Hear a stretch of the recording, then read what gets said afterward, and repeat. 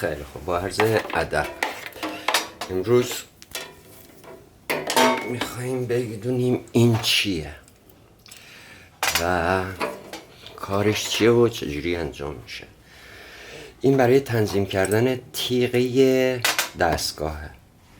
من یک رو تنظیم کردم، حالا سمت بعدی رو فقط بستم دوباره سر جاش که سمت بعدی رو با هم انجامش بدیم. 2 تا پیچ هست اینجا که آلینی که داخل خود دستگاه بود مخصوص باز کردن همین پیچ هست. اینا رو باز میکنیم.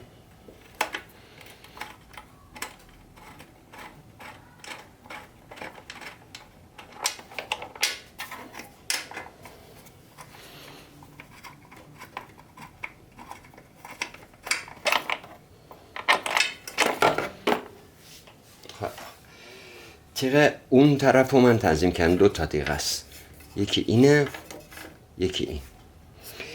ما یه همچین چیزی داریم، ببینید اینجا 2 تا شیار وجود داره. این شیار عقبی مال اینه که تیغه رو بندازیم داخلش و تنظیمش کنیم، ولی تیغه کجاست که بخوایم بندازیم داخل این؟ تیغه این زیر قرار داره،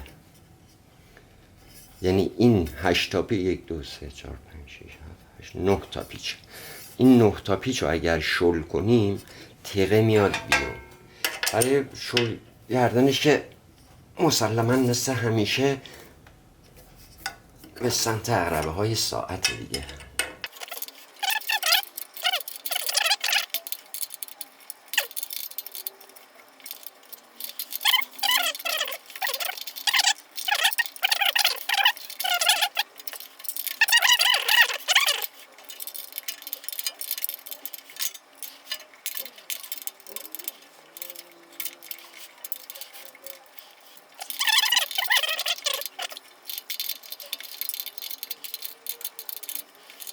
حالا که تیغه آزاد شد، الان اگه بتونم نشون بدم توی دوربین، تیغه بالا و پایین میره. این تیغه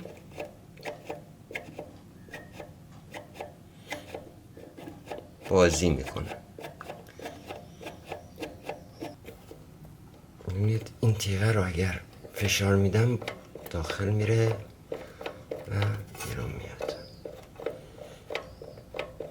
حالا برای اینکه اونو تنظیم کنیم، اون شیاری که روی این بود خدمتتون عرض کردم، شیار بزرگه،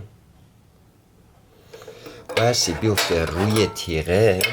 نمیدونم دیده بشود یا نه، از این طرف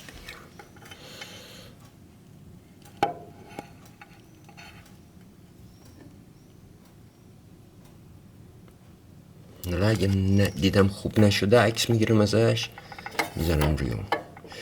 باید تیغه بیاد بچسبه به اون شیار و اونجا سفتش کنیم از هر 2 طرف.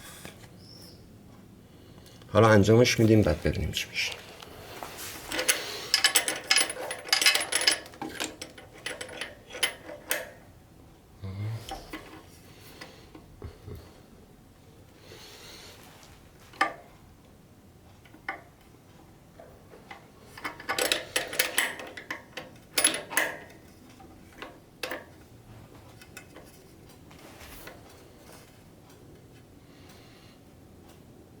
از اینجا خوب دیده میشه.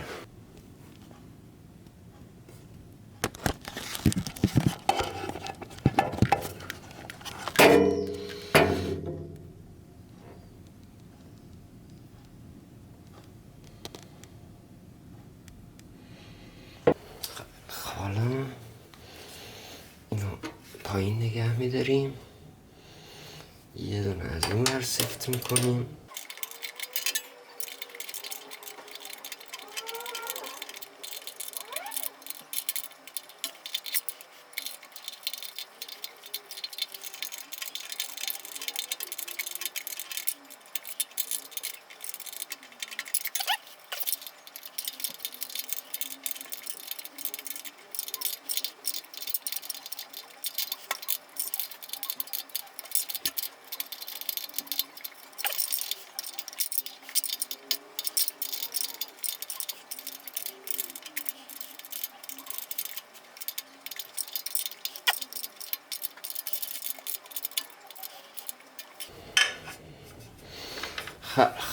اینم دیگه تنظیم شد.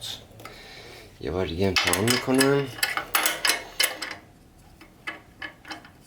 ببینم تنظیم شده یا نه.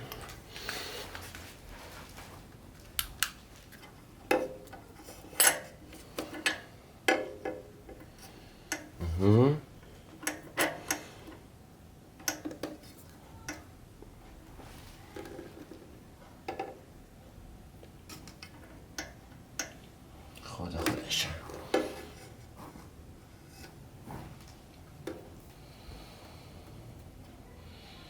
خدا خودشم. خیلی خب عالیه. اینم تنظیم شد. در واقع کار ما تمومه. هر دو تا تیغه تنظیم شد. یکشو گفتم قبلا انجام دادم.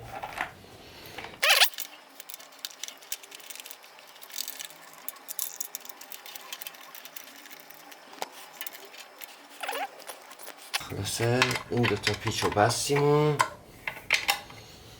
کار ما دیگه تمومه. پس این مخصوص تنظیم کردن تیغ است. خب دوستان کار ما تموم شد. امیدوارم به کارتون بیاد. امیدوارم بخرید و استفاده کنید و لذتش رو ببرید. فعلا بدرود.